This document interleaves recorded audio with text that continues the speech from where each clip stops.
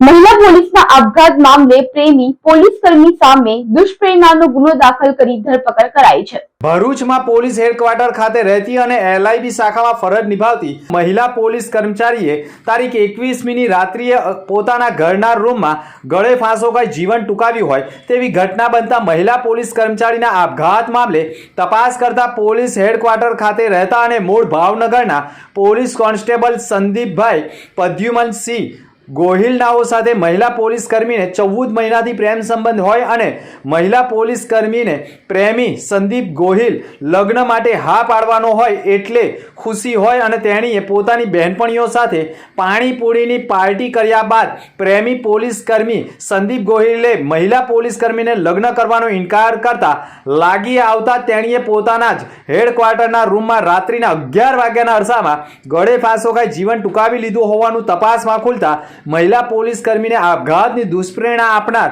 Police કર્મી સંદીપ ગોહિલ સામે ગુનો દાખલ કરી પોલીસે તેની ધરપકડ કરી B ડિવિઝન પોલીસે કાર્યવાહી કરી છે।